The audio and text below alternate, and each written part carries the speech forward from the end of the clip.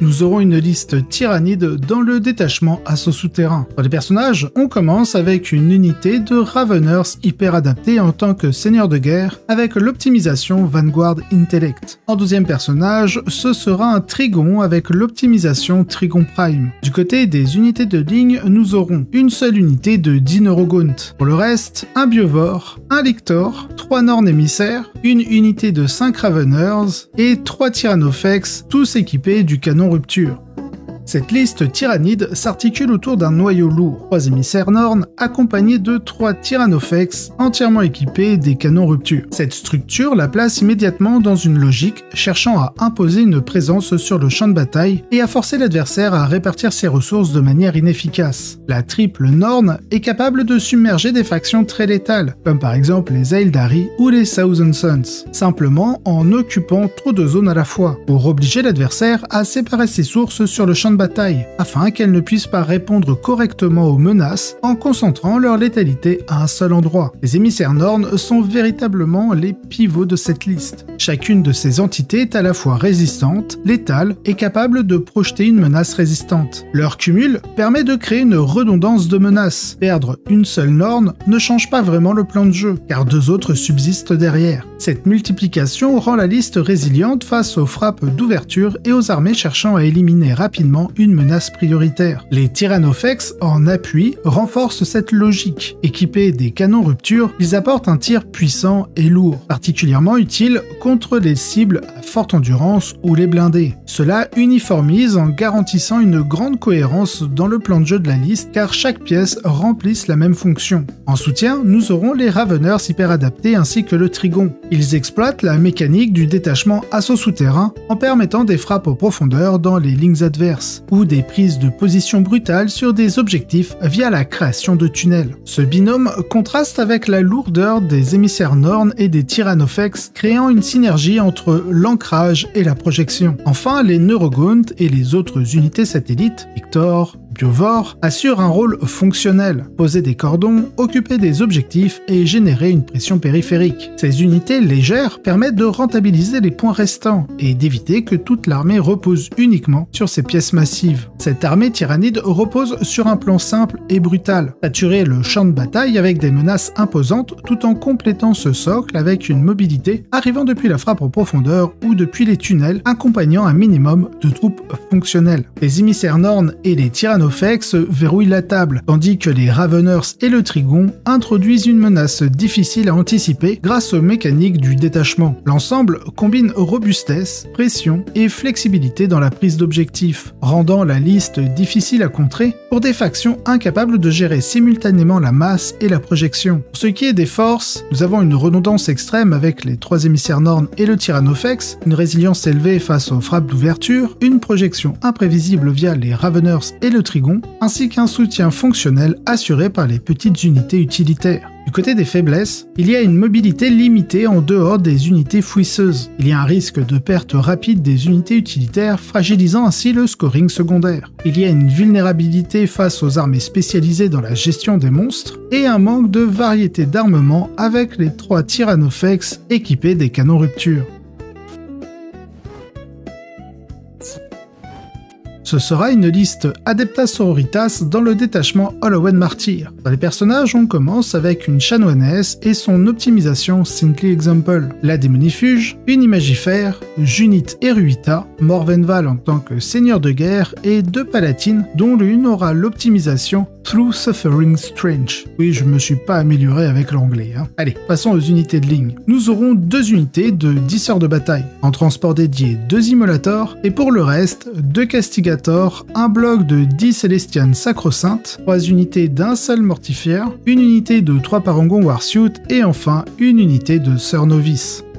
Cette liste s'appuie sur un noyau de personnages nombreux et peu coûteux, soutenu par un ensemble de mortifieurs destinés à exploiter les mécaniques du détachement Halloween Martyr. Les personnages sacrifiables grâce au stratagème intervention divine créent des échanges défavorables pour l'adversaire, forçant celui-ci à investir davantage que ce que valent les unités détruites. Combiné à la génération de dés de miracle, cela permet de modeler les résultats de certaines phases et de maintenir une pression constante. Les mortifières forment une colonne vertébrale. Leur coût associé à leur létalité et particulièrement à leur capacité à déclencher le stratagème Suffering and Sacrifice, en fait un outil efficace pour imposer un rythme défavorable à l'adversaire. Ils absorbent l'attention adverse et laissent le champ libre aux unités de soutien. Morvenval et les Parangon Warsuit ajoutent une couche de puissance. Leur rôle est d'apporter de la solidité et de la létalité fiable dans une liste autrement composée de nombreuses petites unités. Ils constituent un point d'ancrage sur lequel les mécaniques de sacrifice et de martyr viennent se greffer. Les Castigators apportent un tir de fond de table fiable, permettant de nettoyer l'infanterie ou de ponctionner les ressources adverses à distance. Leur rôle reste essentiel pour maintenir une menace en dehors de la portée d'engagement des unités de mêlée. Les unités de sœurs de bataille et des sœurs novices forment la base fonctionnelle. Elles sont peu coûteuses, elles permettent de tenir des objectifs, mais aussi de générer des opportunités. Leur présence garantit que la liste ne repose pas uniquement sur ces blindés. Les immolators renforcent cette logique en transportant les unités tout en ajoutant une couche de tir anti-char grâce au multifuseur. Enfin, les sacro-saintes viennent compléter le dispositif par leur rôle défensif. Elles consolident l'ensemble en créant une ligne résistante, difficile à contourner sans un investissement conséquent. Au final, cette armée impose son rythme en forçant l'adversaire à jouer sur ses termes. Les personnages bon marché, combinés aux mortifieurs, créent une mécanique de sacrifice continu, conduisant souvent à des échanges défavorables pour l'ennemi. Les Castigators assurent un soutien au tir, tandis que Morvenval et ses Parangons forment une pointe de puissance et de résilience. L'ensemble s'appuie sur une base d'unités utilitaires et de transport pour sécuriser les objectifs. Pour ce qui est des forces, nous avons une exploitation maximale du détachement Hollowen Martyr, des personnages bon marché offrant des échanges défavorables à l'adversaire, les mortifieurs qui sont très efficaces et difficiles à ignorer, ainsi qu'un soutien au tir constant, notamment via les Castigators. Côté faiblesse, nous avons une dépendance aux mécaniques de sacrifice pour maintenir la pression, une mobilité limitée en dehors de vos transports, un risque de perte rapide de vos troupes face à un tir soutenu, car malgré tout vous êtes endurance 3 avec un point de vie sur la majorité de vos figurines,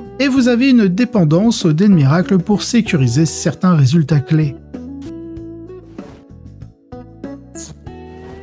On aura une liste Death Guard dans le détachement Virulent Vectorium. Dans les personnages, on commence avec un Biologus Putrifieur, ensuite le Prince Démon de Nurgle à pied en tant que seigneur de guerre avec l'optimisation Revolting Régénération, deux seigneurs de la contagion, le premier avec l'optimisation Furnace of Plague et le second avec l'arme démon de Nurgle. On ajoute un Malignant Plaguecaster ainsi qu'un Taliman. Du côté des unités de ligne, nous aurons une unité de Deep Plague Marines et bien sûr en transport dédié, un Rhino. Pour le reste, 3 unités de Deep Oxwalker, 2 unités de 3 Deathshroud Terminator, une seule unité de 2 rejetons du chaos. Très grand classique, on ajoute 3 drones équipés des Blight Launcher lourds et enfin un Mephitic.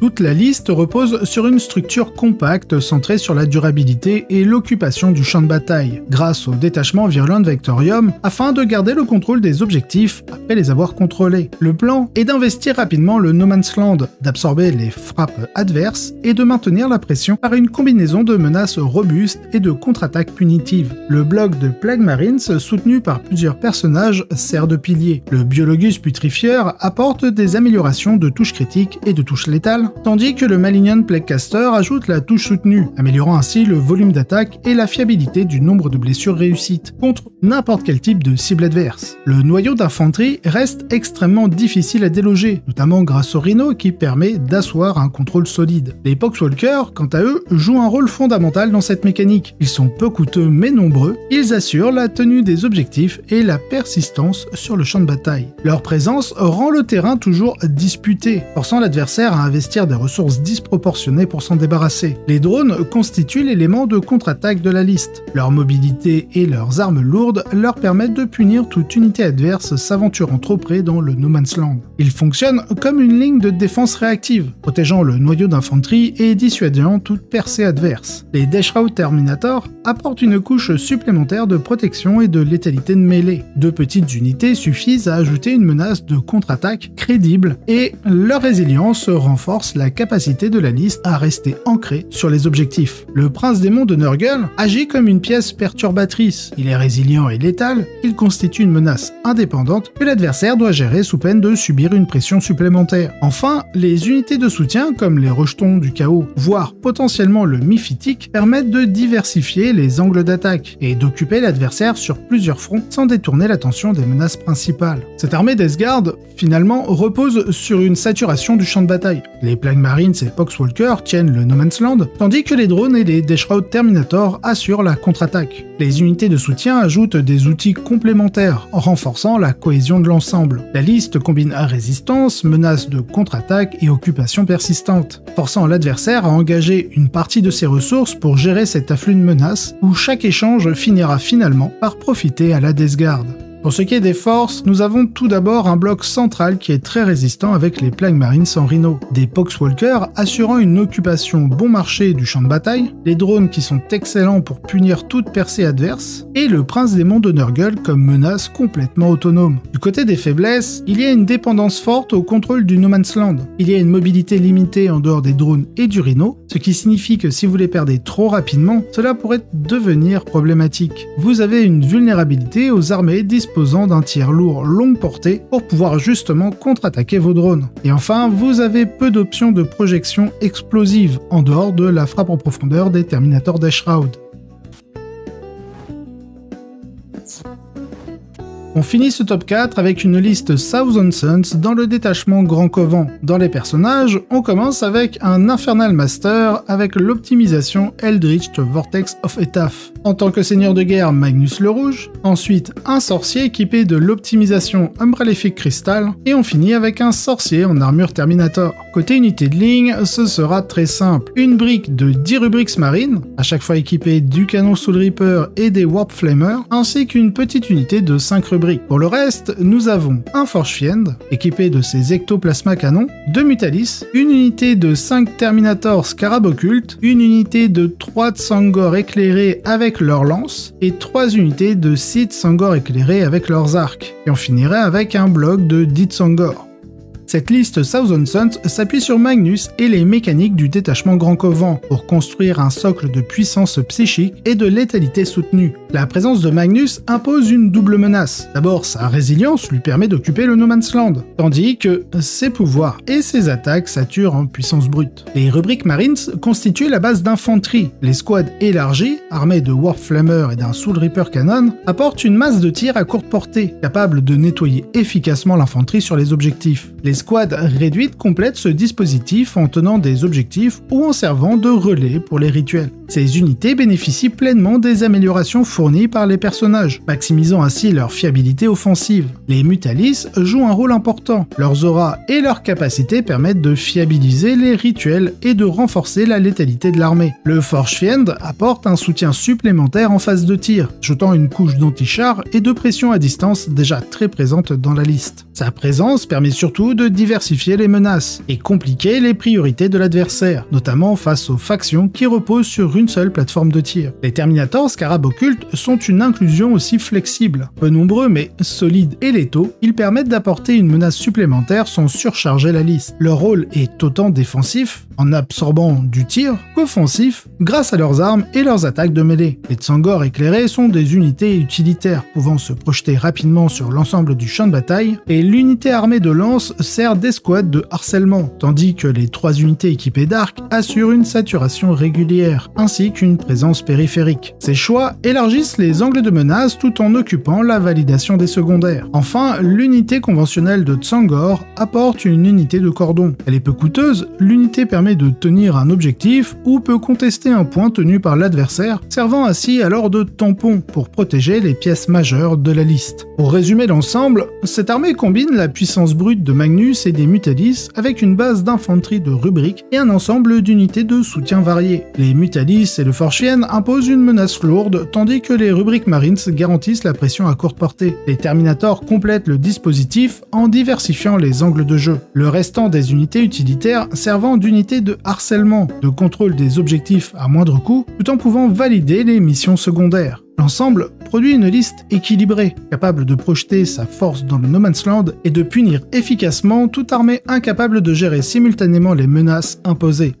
Alors là, c'est le Bijorn du futur. J'avais écrit, enregistré et monté la vidéo juste avant que la dernière dataslate ne sorte. Et donc c'est simplement pour préciser, évidemment nous sommes sur l'ancienne méta, mais surtout je trouve cette liste encore plus intéressante au vu des nerfs qu'a subi la faction. C'est-à-dire que d'un point de vue purement fonctionnel, vous pouvez reprendre déjà cette grande base et vous allez pouvoir réduire simplement le nombre d'unités utilitaires qui est abusivement présente, notamment les Tsanggor éclairés, pour récupérer les points par rapport aux hausses des autres unités qui sont très structurelles dans la liste. Donc, certes, elle est obsolète, mais dans l'architecture elle-même, avec une réduction des personnages aux listes habituelles des grands covents, on peut voir qu'elle pourrait tout de même toujours rester assez efficace en réduisant le nombre d'unités de harcèlement comme les Tsanggor éclairés sur rare. Voilà, allez, je vous laisse avec les forces et faiblesses. Du côté des forces, nous avons Magnus comme pilier, à la fois pour sa résistance et sa létalité, la double Mutalis qui renforce la stabilité des menaces, les Terminators qui apportent un point d'ancrage solide et flexible, ainsi qu'un large panel de menaces secondaires via les Tsanggor éclairés. Côté faiblesse, il y a tout de même une dépendance forte à Magnus comme menace principale, donc essayez de faire très attention car si vous le perdez, ce sera problématique pour vous. Vous avez une mobilité limitée en dehors des Tsanggor éclairés et de vos différentes téléportations, vous avez peu d'escouades de rubriques Marines, donc elles sont assez vulnérables, surtout qu'il n'y a pas de Rhino dans la liste. Et enfin, vous avez moins de personnages que d'habitude pour maintenir les rituels efficacement.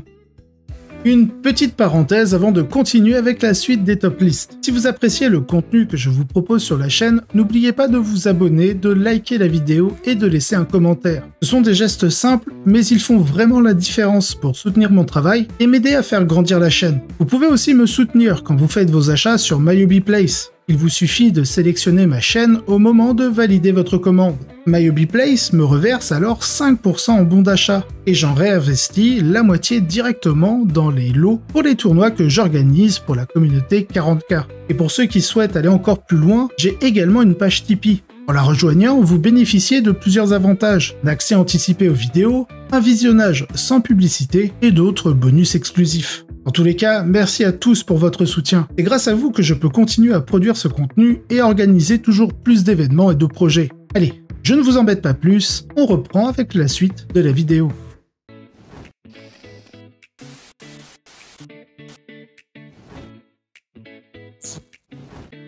Nous aurons une liste culte Genestealers dans le détachement Xenocrid Congrégation. Dans les personnages, on commence avec deux acolytes Icon Ward. Le premier aura l'optimisation Did That Speak to the Mass et le deuxième, le Denunciator of Tyran. À cela, on va rajouter 3 Biophagus, un Primus avec l'optimisation Incendiary Inspiration, un Reductus Saboteur et un Sanctus en tant que seigneur de guerre. Du côté des unités de ligne, nous aurons une unité de 5 acolytes hybrides avec les autopistolets.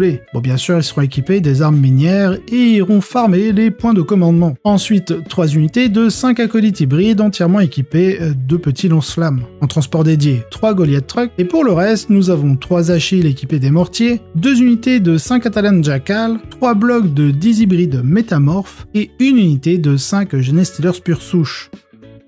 La liste s'appuie sur le détachement Xenocrid Congrégation qui renforce l'impact des unités de mêlée grâce à des relances d'avance et charge. L'objectif est d'user l'adversaire par une saturation d'unités en continu, tout en multipliant les menaces sur l'ensemble du champ de bataille. 3 escouades de 10 hybrides métamorphes forment les blocs de destruction capables d'engloutir l'infanterie lourde comme légère. Soutenus par les Biophagus, ils bénéficient de bonus supplémentaires augmentant leur létalité au contact. Les acolytes hybrides apportent une base d'unités légères pour bloquer et contrôler les objectifs primaires. Leur faible coût et leur nombre permettent de maintenir une présence constante sur le terrain. Les acolytes Icon Ward jouent un rôle central dans la mécanique de résurgence du détachement, apportant un flux continu de figurines revenant à un jeu près d'eux. Le Primus agit comme catalyseur offensif grâce à sa relance complète des touches. C'est Bijorn du futur, évidemment. Comme vous l'avez compris avec les Thousand Suns, ce n'est plus le cas. On a remplacé la relance par un +1 pour toucher. Allez, je vous laisse avec la suite. Il maximise l'efficacité des métamorphes et permet, via l'optimisation, de se projeter sur une grande distance pour menacer une grande partie du champ de bataille. Les Achilles améliorent la létalité globale de l'armée durant la phase de tir. Grâce à leurs mortiers, ils ne sont pas tributaires des lignes de vue. Les Atalan Jackal assurent un harcèlement périphérique. Leur mobilité permet de menacer les flancs, de contester des objectifs ou de bloquer les mouvements adverses. Les Genestealers pure souche viennent compléter l'arsenal. Ils s'intègrent comme une sécurité au moment du déploiement en infiltrant l'unité afin d'éviter que l'adversaire ne puisse bloquer une partie du champ de bataille et permettre aux unités ayant un mouvement d'éclaireur, comme les Atalan Jackal, de pouvoir profiter de leur mouvement complet. Une fois ce travail réalisé, les Genestealers n'en restent pas moins une menace secondaire, capable de perturber ou d'achever des unités déjà affaiblies. Enfin, les Goliath Trucks sécurisent la mobilité et protègent les unités embarquées jusqu'au moment décisif. Leur capacité de transport permet aux métamorphes ou aux acolytes de frapper là où l'ennemi est le plus vulnérable. Cette armée repose en gros sur la saturation de l'adversaire par un volume massif d'unités. Les métamorphes et leurs biophagus forment le véritable noyau de létalité, tandis que les acolytes et les Genestealers multiplient les angles d'agression. Les Achilles et les Atalan Jackal ajoutent des menaces mobiles et de harcèlement, alors que les Goliaths assure le transport et la projection. L'ensemble impose un rythme rapide, submergeant le No Man's Land de menaces répétées et force l'adversaire à céder du terrain sous le volume des unités. Du côté des forces, évidemment, vous avez une saturation massive de lance-flammes et d'attaques de mêlée. Un système de résurgence maintenant la pression en continu. Une grande mobilité via les Atalan Jackal et les Goliath Trucks, ainsi qu'une multiplication d'unités utilitaires pour harceler et contester. Du côté des faiblesses, vous avez une dépendance aux métamorphes comme source principale de dégâts. Donc préservez-les le plus possible et engagez-les à des moments vraiment opportuns. Vous avez une résistance globale très faible de vos unités, donc faites très attention aux contre-attaques. Vous avez aussi la nécessité d'une bonne coordination pour rentabiliser votre mécanique de résurgence. Et enfin, vous avez une vulnérabilité accrue si les Goliaths sont détruits trop tôt dans la partie.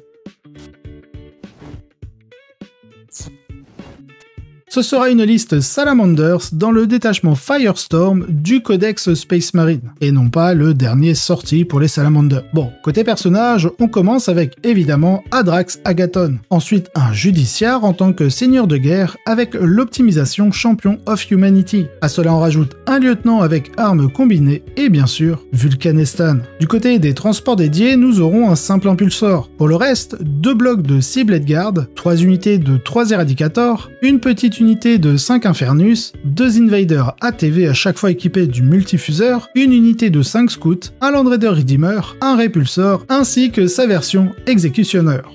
L'idée est de protéger les unités de corps à corps jusqu'au moment opportun, mais de les projeter dans le No Man's Land pour dominer les combats. Le noyau est assuré par le judiciaire accompagné de ses Blade Guard. Cette combinaison contrôle les engagements de mêlée grâce à la règle du judiciaire de combat en premier, et punit lourdement les armées adverses cherchant le corps à corps. Les Eradicators forment une base anti-char efficace. 3 petites escouades indépendantes permettent de diviser les menaces et de forcer l'adversaire à disperser ses ressources. Les blindés lourds, le Land Raider Redeemer, le Répulsor et sa version Executioner constituent la colonne vertébrale de la liste. Des châssis résistants saturent par leur puissance de feu et compliquent toute tentative de percée. Ils servent à la fois de plateforme de tir et de bouclier protégeant les unités embarquées ou soutenant l'avancée des troupes. Les squads d'Infernus renforcent la menace de courte portée. Ces lance-flammes complètent parfaitement la capacité de Vulcan en saturant les cibles de masse et en sécurisant les objectifs disputés. Les Invaders ATV et les Scouts agissent comme des unités utilitaires. Les premiers, peu coûteux, rapides et équipés de multifuseurs, créent des écrans mobiles gênant les lignes de tir et apportant une menace de tir supplémentaire en début de partie. Quant à l'unité de Scout, il contrôle une partie du No Man's Land, permettant aux unités restées dans la zone de déploiement de pouvoir prendre l'espace ainsi que les objectifs. Cette liste Salamanders associe un noyau solide de Blade Guard et de personnages à une ligne de blindés lourds capables de saturer le champ de bataille. Les Éradicateurs assurent la destruction, tandis que les Infernus et les ATV ajoutent une pression à courte portée. L'ensemble produit une force équilibrée capable d'imposer les combats coûteux dans le No Man's Land et de forcer l'adversaire à subir un affrontement défavorable contre une armée robuste et polyvalente. Du côté des forces, évidemment, nous avons le judiciaire et ses Blade Guard qui forment un noyau de mêlée redoutable. Les Eradicators qui assurent un anti-char fiable et surtout réparti sur le champ de bataille. Les blindés lourds apportent la puissance de feu mais aussi la résilience pour protéger les unités transportées, ainsi qu'une capacité à forcer des combats avantageux dans le No Man's Land. Côté faiblesse, vous avez une mobilité limitée une fois que les véhicules sont détruits. Il y a une faible densité de troupes pour tenir plusieurs objectifs simultanément et un risque d'attrition contre des armées capables de saturer en tir longue portée. Et pour finir, vous avez évidemment des difficultés à maintenir un scoring secondaire constant, particulièrement si les quelques unités utilitaires que vous avez en soutien tombent très vite. On finira avec une liste Votann dans le détachement Nilfgaard. Bien que la liste termine à la seconde place, en restant invaincue jusqu'en finale, où celle-ci finira par s'incliner 54 à 69. Et au vu des critiques qu'a reçues le codex Votann à la sortie de celui-ci, j'avais envie de mettre en avant les différentes performances des détachements de ce codex, qui, je trouve, est très sous-estimé. Allez, passons à la liste. Dans les personnages, on commence avec un Arcanist Evaluator. On enchaîne avec un Khal équipé de l'optimisation Outbound Speculator, un Memnir stratégiste avec l'optimisation Dead Reckoning, pour finir avec Uthar le Destiné en tant que seigneur de guerre. Du côté des unités de ligne, nous aurons une unité de The Earthskin Warrior, en transport dédié un Capricus Carrière, et pour le reste, un bloc de 6 Brokir Thunderkin équipés des conversions Beamer, 2 unités de 3 Brokir Thunderkin, cette fois-ci équipés des Graviton Canons, ensuite un bloc de 10 Ainir Earthsguard, 2 Hécaton Land Fortress, 2 unités de 3 Urnkin Pioneer et une unité de Urnkin Yedgir,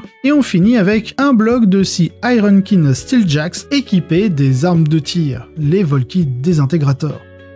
Le détachement Nilfgaard permet de renforcer la posture défensive de la liste, tout en projetant une contre-attaque dévastatrice au moment opportun. Le bloc d'Einir Earthsguard est l'élément central. Armé de plasma et accompagné du Khal, il bénéficie du Teleport Crest et de l'invulnérable 5+, qui solidifie leur résilience. Avec l'optimisation Outbound Speculator, ils gagnent une fiabilisation de leur létalité au moment de leur engagement. Les Thunderkin, équipés de conversion Beamer, infligent une pression à longue portée, tandis que les petites unités à graviton complètent la menace contre les cibles d'endurance élevée. Leur rôle est d'affaiblir les cibles prioritaires avant que l'enclume ne frappe. Les Steeljacks ajoutent un tir de soutien fiable, leur durabilité en font une menace difficile à ignorer. Ils complètent parfaitement les Thunderkin et les Hécaton. Justement, les 2 Hécaton Land Fortress forment le socle de tir et de résilience. Leur combinaison de canons lourds et de capacités défensives rend la liste difficile à entamer. Elles servent d'ancrage autour duquel les autres unités pourront évoluer, particulièrement grâce à leur nouvelle capacité de transport beaucoup plus fluide, permettant de pouvoir intégrer plus d'unités différentes que durant l'ère de l'index. Les Urnkin Pioneer et les Yedgir élargissent la couverture du champ de bataille. Les Pioneers apportent la mobilité et le harcèlement, capables de contrôler les flancs et de sécuriser les objectifs secondaires. Les Yedgir ajoutent un volume de tir, certes, et d'armes spécialisées à coût réduit, permettant surtout d'occuper le terrain sans détourner les ressources des pièces majeures. L'unité de Urnkin Warrior contribue à la tenue des objectifs primaires, notamment grâce à leur capacité pouvant sticker les objectifs. Cette armée, en gros, déploie une ligne de tir solide et mobile, capable de verrouiller le No Man's Land avec ses blindés lourds et ses Thunderkin. Le bloc d'Einir Earthsguard, amélioré par le Khal, agit comme une pièce choc, capable de retourner le cours de la partie entière. Les Steeljacks et les Hécaton saturent de tir, tandis que les Pioneers et les Yedgir assurent la flexibilité sur les objectifs primaires et secondaires. L'ensemble combine puissance de feu, durabilité et capacité de contre-attaque, forçant l'adversaire à subir un affrontement prolongé et coûteux, où chaque échange finira par avantager les Votann. Du côté des forces, nous avons un bloc d'Einir Earthsguard très difficile à gérer, une double Hécaton offrant résilience et puissance de feu, des Thunderkin très polyvalents capables de cibler des blindés ou l'infanterie lourde, et des Pionniers rapides pour harceler et contrôler les secondaires. Côté faiblesse, il y a une dépendance à la réussite du déploiement des Earthsguard. Vraiment, cette unité est très importante dans la liste. Vous avez une mobilité globale limitée en dehors des Pionniers et des Yedgir avec le carrière, ainsi qu'un risque d'attrition dans le cas où les Hécaton Land Fortress tomberaient trop tôt. Et pour finir, la liste exige une gestion stricte du rythme de la partie pour éviter de subir le jeu adverse.